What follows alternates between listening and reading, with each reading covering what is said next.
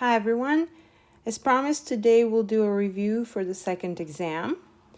The first problem is something fairly straightforward and easy. We have a matrix A, and the first step is we're asked to calculate the reduced row echelon form so that we can then describe the four fundamental subspaces of A. And when we say describe a subspace, really we mean give us a basis for that subspace. Okay, let me make this a little bigger. Zoom in. Okay, so let's start by finding the reduced row echelon form of the matrix A. So we start with A. 1, 1, 1, 2, 2, 2, 2, 4, 6, 3, 3, 3. We reduce under the first pivot. The operations are R2 minus R1 into R2, R3 minus R1 into R3.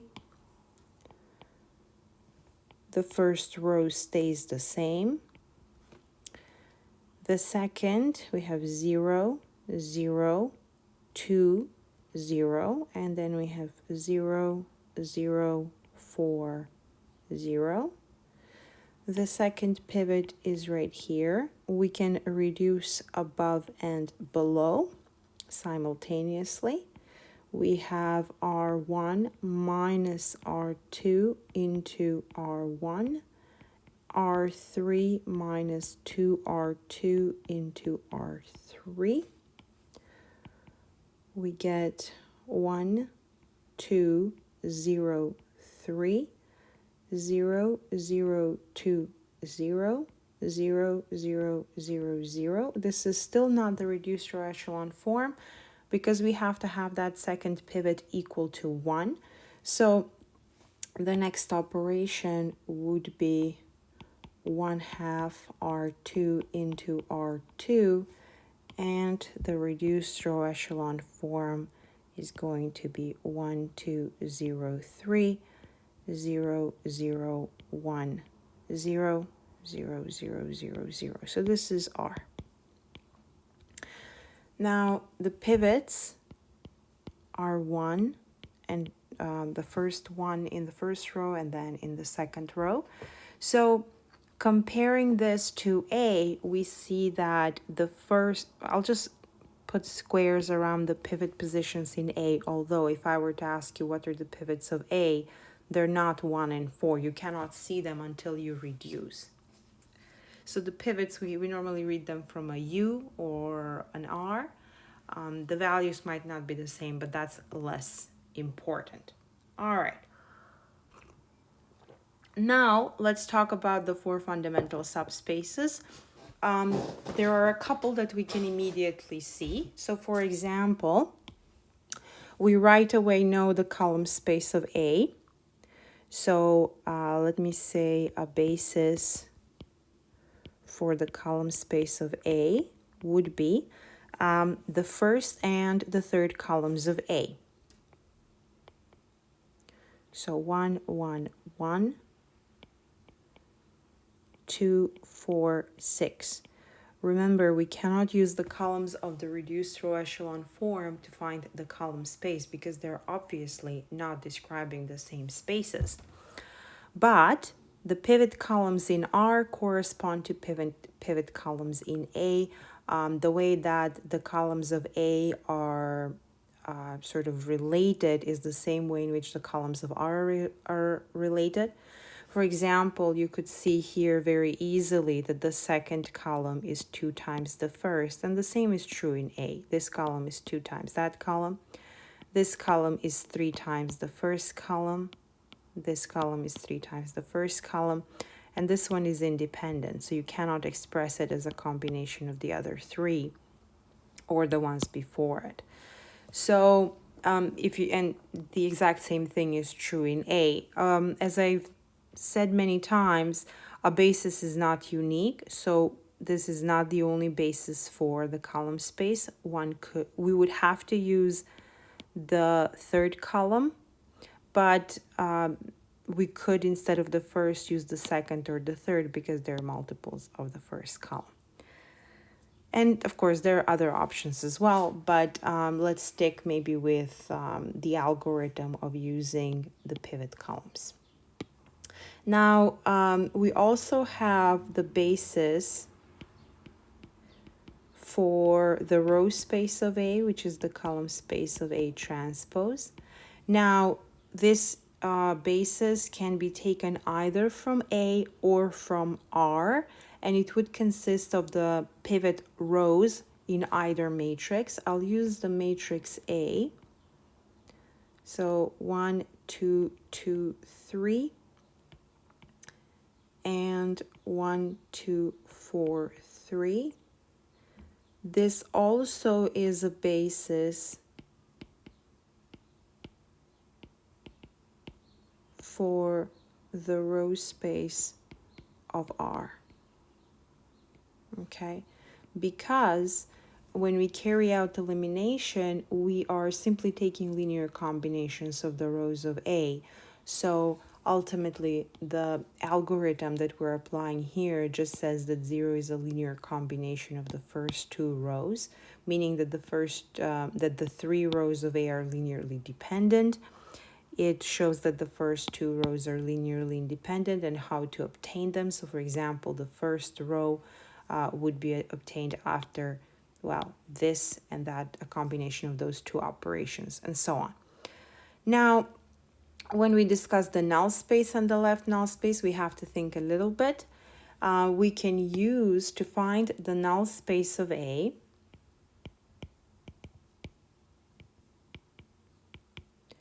This is the same as the null space of R, and it is much easier to look for the null space from the reduced row echelon form of the matrix.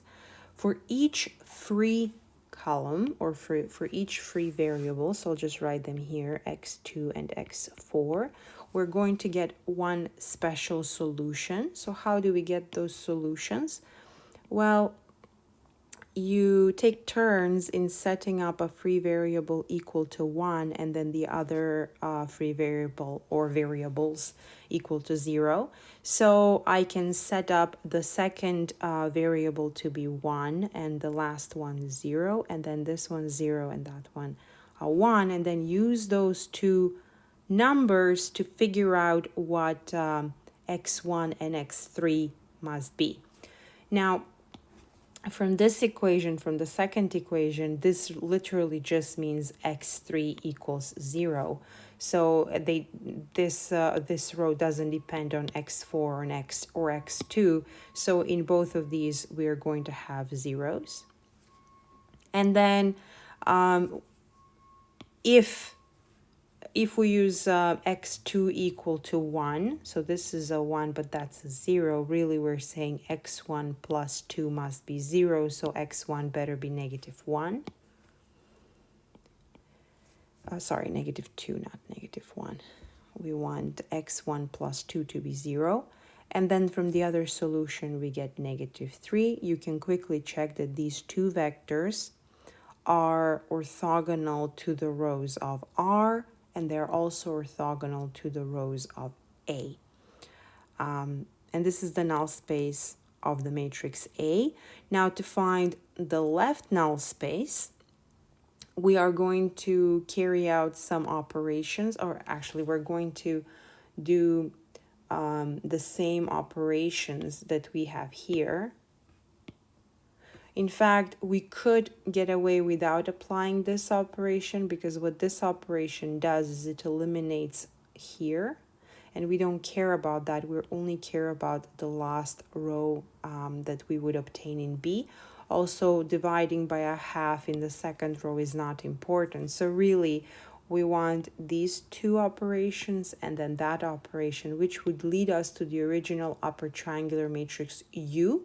And that is sufficient for us to find conditions on the vector B that would satisfy AX equals B. So I'll repeat that. To find the left null space, so we want a basis for the left null space of A. We cannot use R to find the left null space of A. But the idea for finding this basis is to find conditions on the components of B that would solve AX equals B. So that AX equals B would have a solution. So we start with the vector B with three components, B1, B2, B3, and we apply the same operations that we applied on A to come to an upper triangular form, because once you eliminate to get all the way to R or an upper triangular matrix, doesn't matter. The only way you would have a solution is if the last component of the vector is 0. So I'm going to only apply these two followed by that equation, because that's exactly, those are the operations that I have applied, or those are the three operations that come into play in creating that row of zeros. And that's all I care about. So let's apply those operations. R2 minus R1 into R2, and R3 minus R1 into R3. We obtain B1, B2 minus B1, B3 minus B1, and then to that we apply R3 minus 2R2. So R3 minus 2R2 into R3. Now, just notice one thing. You may think, why are we applying the operation here that changes R2 and R3 when we are only interested in the zeros in the third row? Well, the reason is that we are going to be using the new R2 over here, right? So we are using B2 minus B1.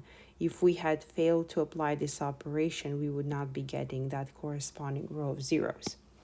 So here we're getting B1, B2 minus B1. And now I'm going to take this on the side just so we don't make any mistakes. So we have B3 minus B1 minus 2 times B2 minus B1. When I open brackets, I get B3 minus B1 minus 2B2 plus 2B1. So when I combine negative B1 and 2B1, I just get a B1. So what I have here is B3 minus 2B2 plus B1. And I know that this last component needs to be 0 in order for the system to have a solution. So it would correspond to say UX equals C, and now I want that last component in C to be a 0. So with this, how do we find the vector in the left null space of A? Remember, if I were just to, it actually consists of the coefficients before B1, B2, and B3. Those coefficients are 1, negative 2, 1. Let's do a quick check that, and be careful here, B1 and B3 have the same coefficients, but you really have to pay attention in rewriting this equation to be 1 times B1 minus 2 times B2 plus 1 times B3 equals 0, and then that 1, negative 2, 1 go into that vector in the left null space. If you want to make sure that this is really so, all you have to do is apply, so what this left null space is saying, it says that row 1 minus 2 times row 2 plus row 3 is 0.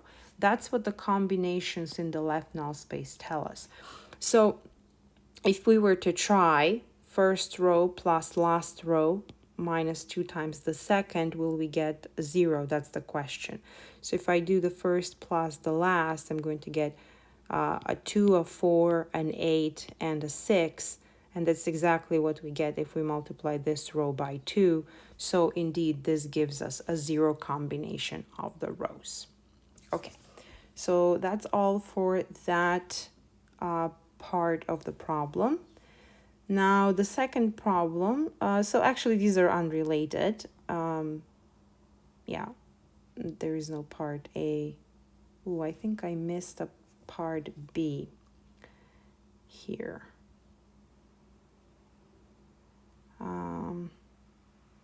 Yeah, I'm missing a page, so I'm gonna add it right now.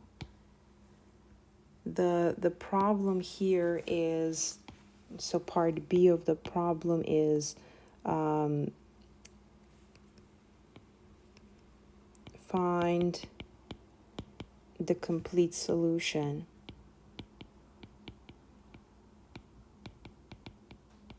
to AX equals 1, 2, 3. So that's your vector B. Now, how do we find the complete solution to the problem? And the matrix A is the same as in the previous case. And in fact, why don't I copy that matrix?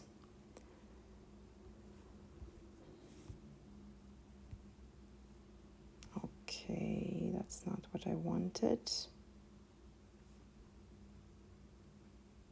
Okay. Let's see if this is actually going to work. One more time. Yeah, that worked.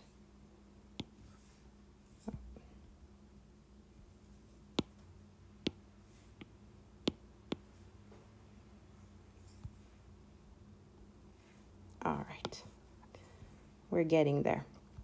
So how do we find the complete solution? Well, remember the complete solution. So the complete solution, if it exists, right, we have to make sure that the solution first of all exists, would be X equal to the null space solution plus a particular solution. We have already determined the null space of A, so we have special solutions that go into the null space. We just need to find a particular solution. Now, sometimes the particular solution might not exist. We have to make sure that the vector 1, 2, 3 is in fact in the column space of A. And just by very basic observation, you can see that the vector 1, 2, 3 is just a half of the third column of A. So in fact, what we see is that a particular solution is equal to 0, 0, 1 half, 0. We could also find a particular solution in a different way. The different way one could use would be, so we would actually have to apply all operations on the vector B, not just the 3 that I chose here to get to a 0, so I can find the left null space. I would have to apply all of these operations to be able to then use the matrix R, and that's an acceptable way to do it. But also don't forget to simply employ observation. If you see that this vector is just one of the columns or a multiple of one of the columns, or maybe a simple sum of two of them, then by all means use that observation and don't waste your time, because you just need one solution. So if you see one quickly, go for it. If not, then you can go with a longer method for finding a particular solution. Okay, so we have the particular solution. Our null space solution will consist of linear combinations of the two special solutions that are in the null space, so negative 2, 1, 0, 0. So this would be, say, C1 plus C2 times negative 3, 0, 1, 0, was it, or 0, 1? 0, 1. So here's the particular solution, here's the null space solution, and therefore the complete solution, or the general solution also sometimes referred, is C1 negative 2, 1, 0, 0 plus C2 negative 3, 0, 0, 1 plus the particular solution. Remember, you cannot multiply the particular solution by a coefficient. It has to be as is.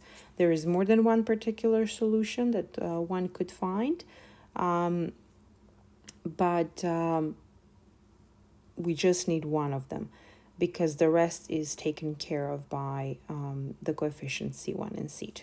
All right, so that's enough for that problem. Now, another problem that is more in the spirit of test 1, but you can use the same technique. So we're trying to solve the system AX equals B. The idea is to place everything in a augmented matrix. So you would have 1, 2, 0, 1, 2, 3, 1, 1, negative 1, 2, 3, 4, and I'm really hoping that this is just a review for everyone and that you already know how to do this.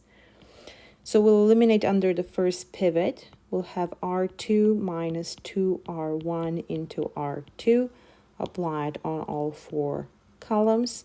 So we'll have 1, 1, 1, 2. Then 0, 0, minus 1, minus 1.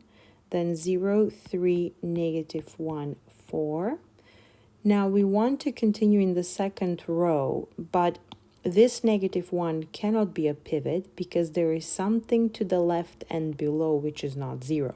So at this point, we have to exchange the 2 rows so we may continue elimination. So we have R2 into R3 and R3 into R2. So the 2 get exchanged. We get 1, 1, 1, 2, 0, 3, negative 1, 4, 0, 0, negative 1, negative 1. Now at this point there are 2 options. One option is just apply back substitution. Another option is you could continue with the reduction method. So I would actually do that because all the calculations of back substitution are actually going to be recorded into the matrix. So what I will do is I will eliminate with the third pivot above.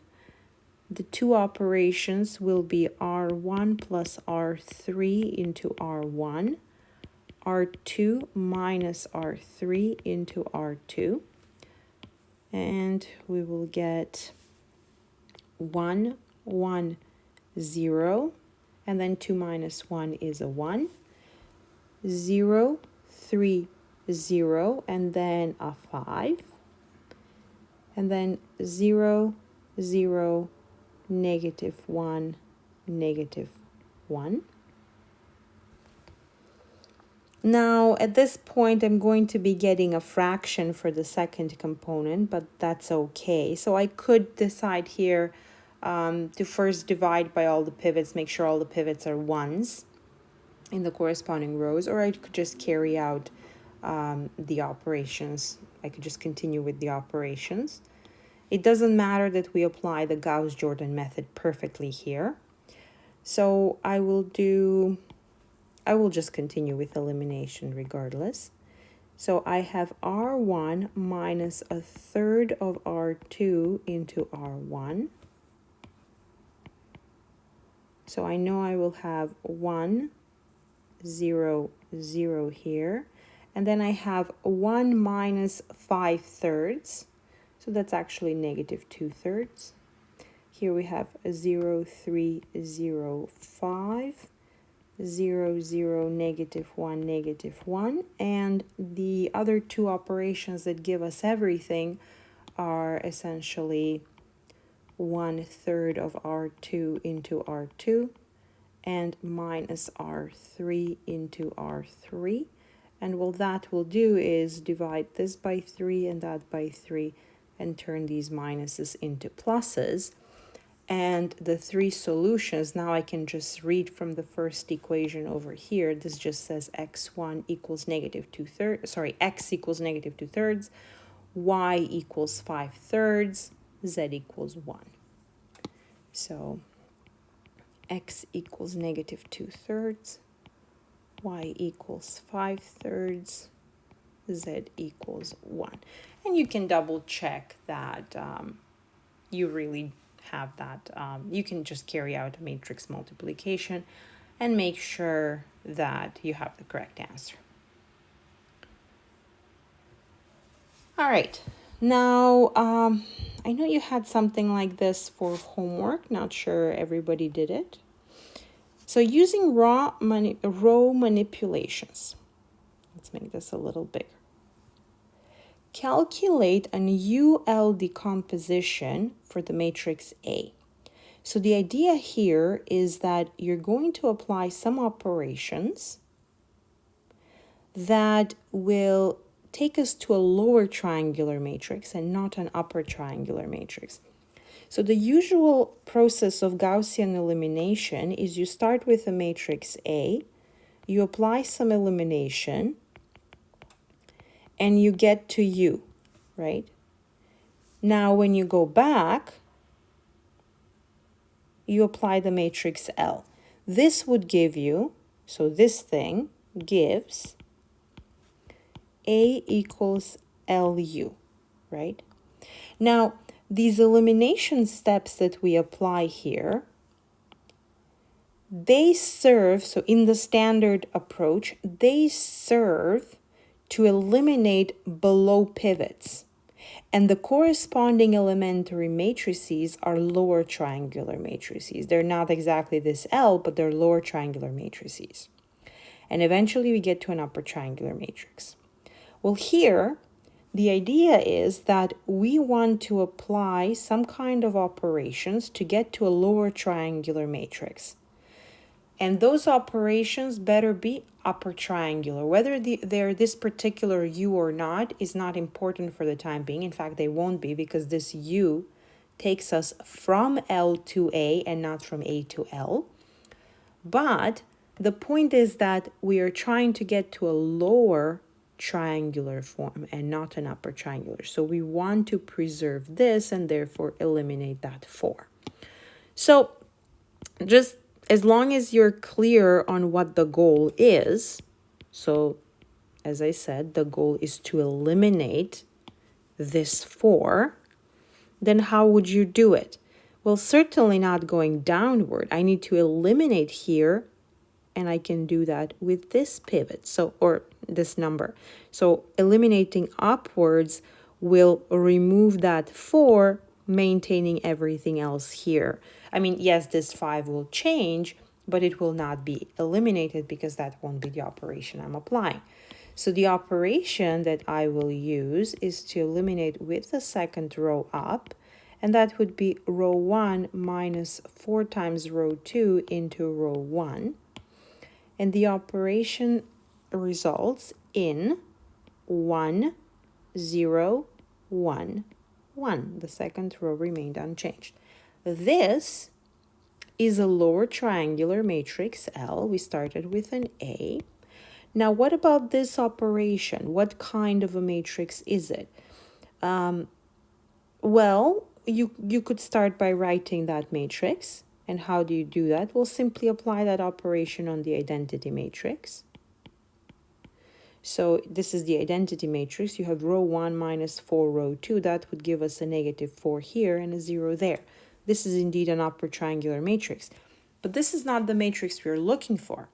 Because remember, as I said, this U takes us from L to A. So we actually need to go back. How do we go back? Well, we reverse the row operation into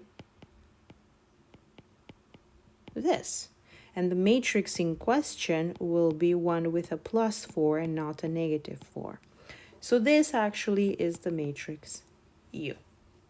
And you can double check that indeed the matrix A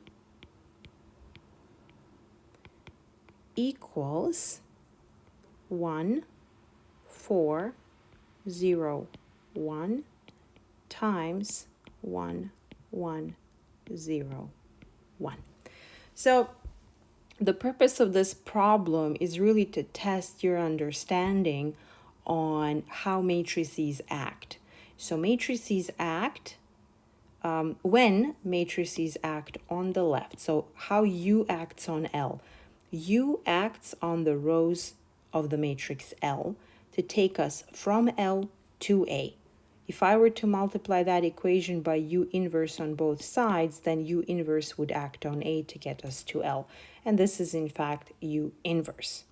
Now, I haven't mentioned this before just because I didn't want to confuse you, but the matrix L, so when you look at A equals U times L, the fact that you have a U and an L is not important. The point is that these two matrices, U times L, multiply each other. L could be thought of as acting on the columns of U. So when a matrix multiplies another matrix on the right-hand side, it is as if that matrix was acting on the columns of U. And you can see here, if you think about what kind of operation this matrix would represent on the columns of the identity matrix, well, maybe I'll actually write this down. This would represent an operation column 1 plus column 2 into column 1. You can try by applying that operation on the identity matrix to see that that is the case. So now if I were to apply that operation onto that matrix, so if I have 1, 4, 0, 1, and I apply the operation column 1 plus column 2 into column 1, what will I get? Well, in the first row, I will have 1 plus 4, which is a 5. And then in the second row, first column, I will have 0 plus 1, which is 1, and I haven't changed the second column. So you see, when a matrix acts on the left, it changes the rows of the matrix that is to its right, whereas the matrix on the right can be thought of as changing the columns of the matrix on the left. All of these are side notes. They're good for your understanding, but they're not part of the problem. All right, next question. So a little bit more theoretical here and more in the spirit of chapter 3 that we studied after the second test. Suppose the matrices A and B have the same column space. So for part A, we know that the column space of A is the same as the column space of some matrix B. Give an example where A and B have different null spaces, or explain why that would be impossible. Well, here's a simple example. Let's say that the column space of A and the column space of B, they're just span of one vector. For example, the vector 1, 1, 1. Could be two-dimensional, doesn't matter. Well, I could construct A to be just one column. So a column vector is a matrix of size 3 by 1. The column space of A is then exactly all linear combinations or all multiples of 1, 1, 1. But what is the null space of A? Well, A consists of only one column, and that column is not 0. Therefore, that's a pivot column, meaning A doesn't have free columns. So then the null space of A would just be 0. There's nothing in there. And by 0, I really mean the vector with 3 components equal to 0. But what about the matrix B that has, say, 2 columns equal to 1, 1, 1? You see, because the 2 columns are the same, the column space continues to be just multiples of 1, 1, 1. The fact that I have 1, 1, 1 twice doesn't change the column space. This is just a line, right? No matter that I have repeated that column vector twice. However, because there is only one pivot column, so if we were to carry out elimination, we will just have 1, 1 in the first row and zeros everywhere else, and that would be the reduced row echelon form of B. But anyway, we see that the two columns of B are the same, and therefore there are linear combinations there is a linear combination of the two columns that gives us 0 in a non-trivial way. So the null space of B would be span of the vector 1, -1, for example, or -1, 1. So multiples of that vector would be in the null space. Not to mention that the null spaces, they are, oh, I'm sorry. I actually made a mistake. This null space does not have vectors with 3 components. This is really just 0, maybe like that. There is only one column, so the null space is a subspace of R and not of R3. That was my mistake. But the null space of B is a subspace of R2, right? So this is a subspace of R or R1 as you like, and the null space of B is a subspace of R2. So it would be, okay, this is an example where A and B have different null spaces. All right, part B now. Again, A and B have the same column space.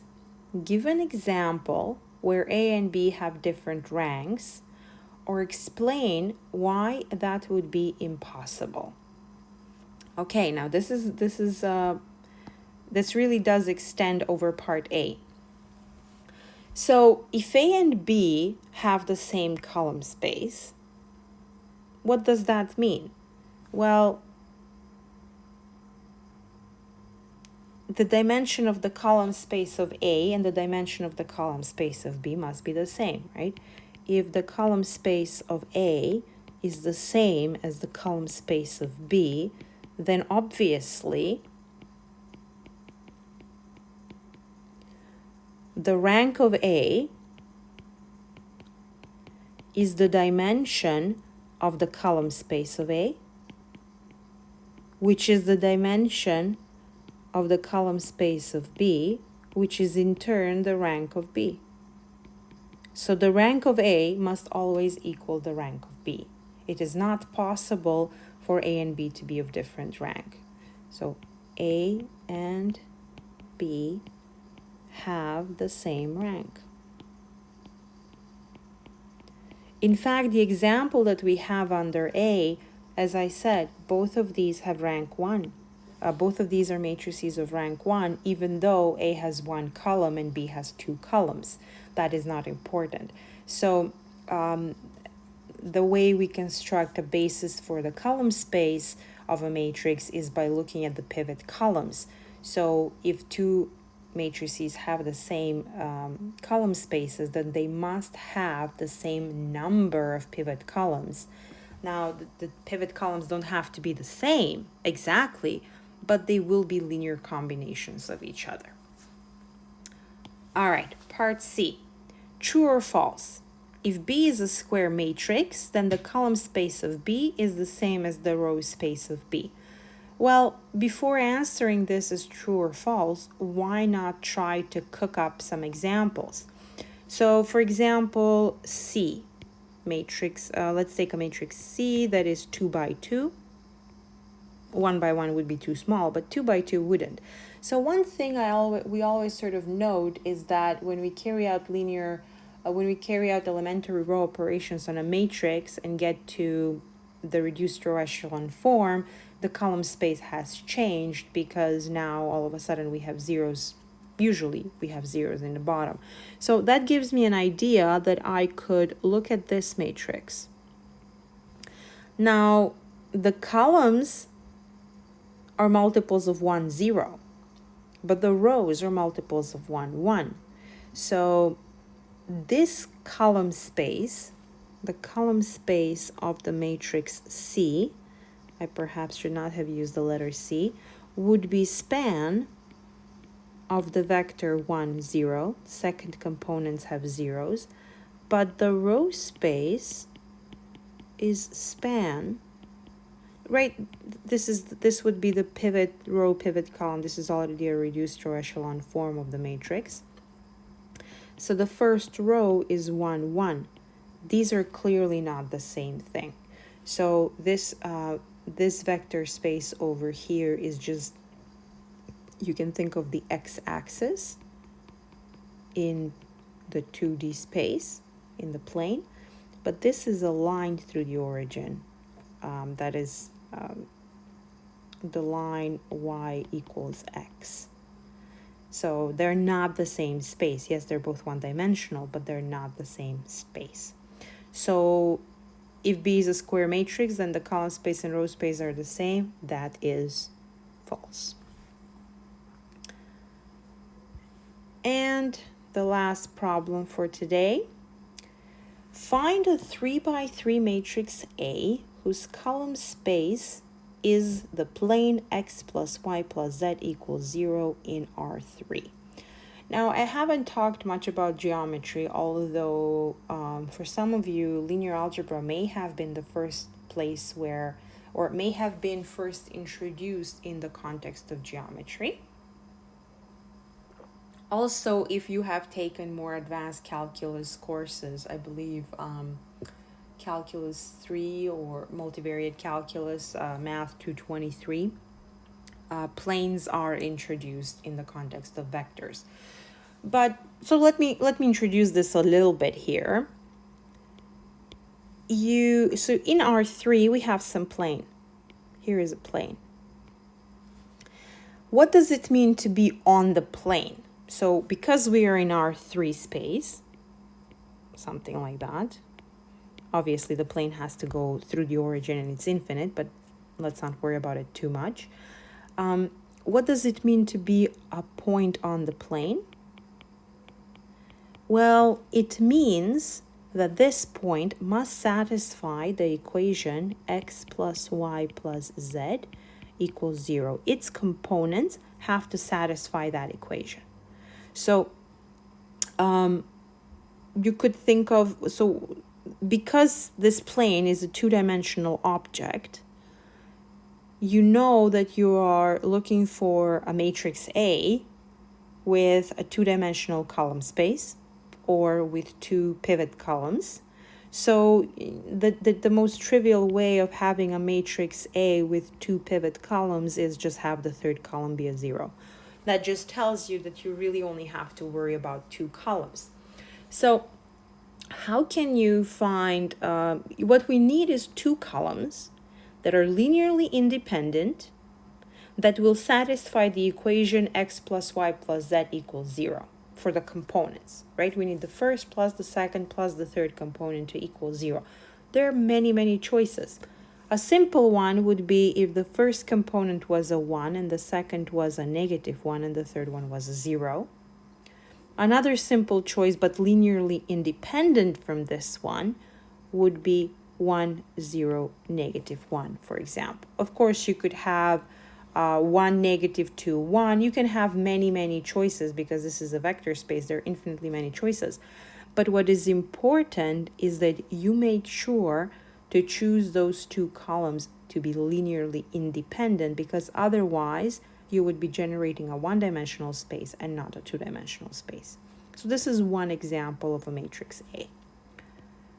Now, part B, how do you know that a 3 by 3 matrix A with that column space, the one under A, is not invertible? So how do we know that this particular matrix is not invertible? Well, you could say the last column is a column of 0, so that's the problem. But it doesn't have to be. You could have another matrix A where the third column is not is not 0. It could be non-zero. But really what B is asking for is, how do you know that any matrix of this that satisfies this condition would not be invertible? Well, it's very simple. The column space of A is two-dimensional. In other words, so let me write, dimension of the column space of A is 2. But what was the dimension of the column space? That was the rank. So this A would have rank 2, but A is a 3 by 3 matrix, which tells us that the dimension of the null space of A would have to be 1. If the dimension of the null space is 1, that means that A is singular, which means not invertible. All right, part C. Thus there exists a matrix B whose column space is spanned by the vectors 1, 2, 3 and 1, 0, 1, and whose null space is spanned by the vector 1, 2, 3, 6. If so, construct B. If not, explain why. Now, some important considerations. The column space is spanned by these two vectors. So what does that mean? It means that these two vectors give a basis because they're linearly independent. Okay, so it's important we know something about the dimension of the column space. Or if the matrix B were to be constructible, we would have 2 pivot columns and the rest would have to be free. Now the null space is spanned, so spanned by 1, 2, 3, 6, it means that the null space is one-dimensional. So what I'm trying to point out here is that spanned is much stronger than the column space includes these two columns. So if the column space were to include the columns, it could be bigger than what we have here, but here we have a basis. So we know exactly what the column space is and we know exactly what the null space is. So let's start with a little bit of analysis on what we are told. So we know that the column space of the matrix B is span of the vectors 1, 2, 3 and 1, 0, 1, and that tells us something. And the null space is span of 1, 2, 3, 6. Okay, now what we know from the column space is that the rank of B is 2. We also know that B has 3 rows.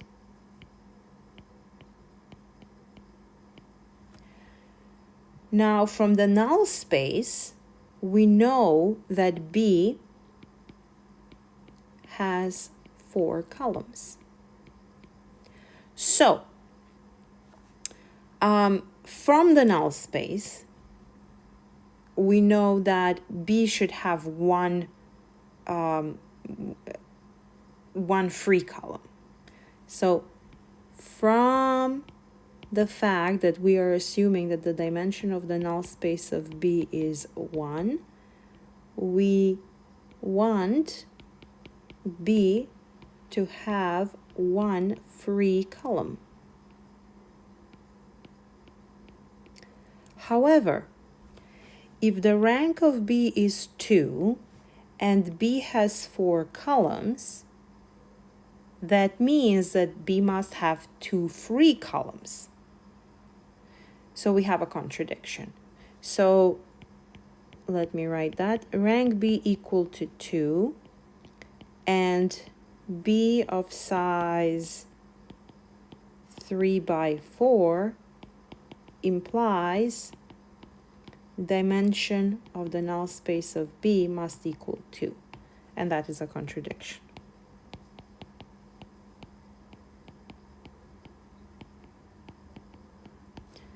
So no such B exists.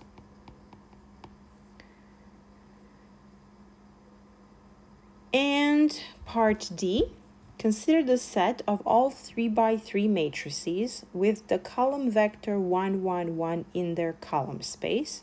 So this just means that 1, 1, 1 has to be in the column space. It doesn't mean that the column space is a multiple of 1, 1, 1.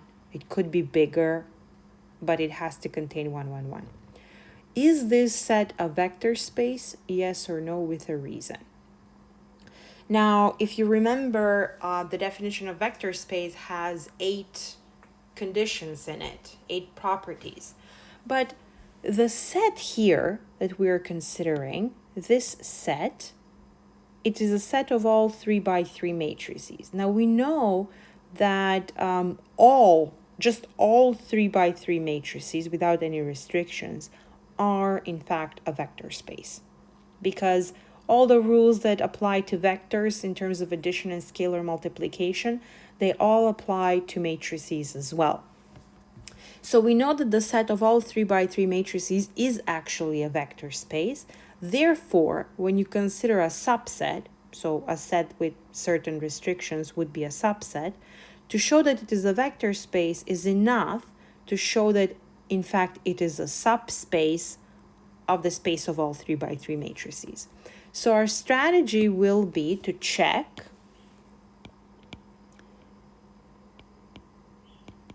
if the set of all 3 by 3 matrices with 1, 1, 1 in their column space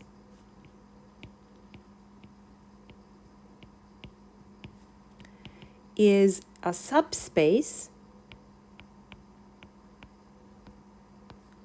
of the space or vector space of all 3 by 3 matrices. So this we know is a space. We've already discussed it. So what do we have to check? There are two things that so one could check a linear combination. That would be one general case. Another case would be if A is in the space, then C times A is in the space. Right? We have to respect multiplication by scalars. And two, if A and B are in the space, potential space if you wish, then A plus B are also, is also, that would be a single matrix.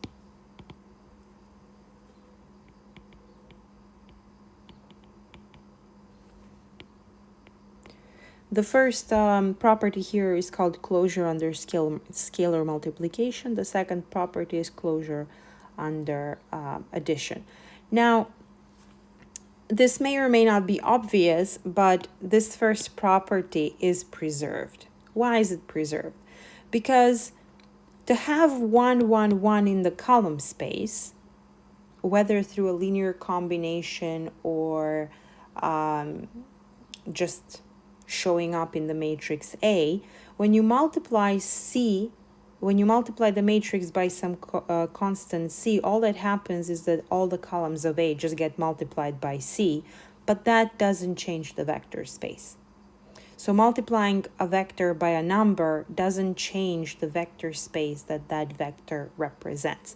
There are more formal ways to show this, but for now, let me just say that this property is respected, and maybe I'll get back to it to show why it works. The problem is in property number 2. This property will fail. And since one fails, I really don't have to work too hard to prove that the first one holds. But how will we fail this property? So to show that something fails, it's enough to look at a counterexample.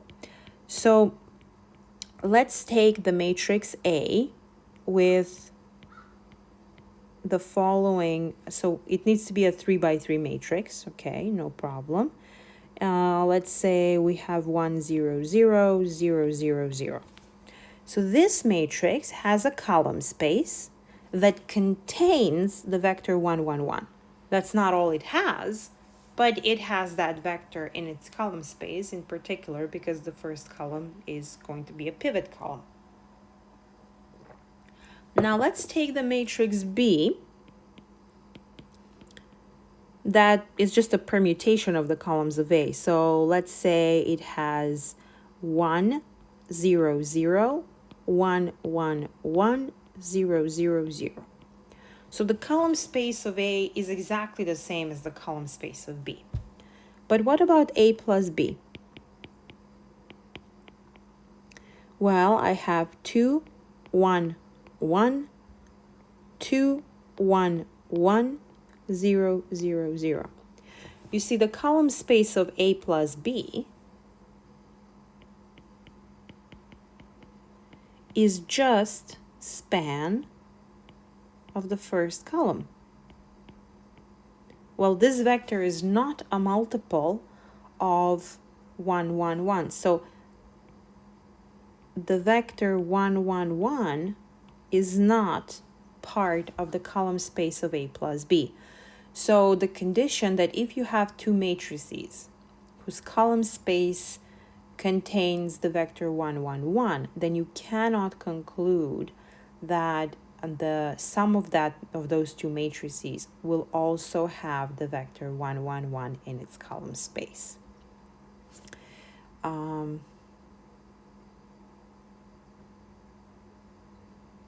Let me prove that part 1 works. So it's not necessary. We're done with the problem here.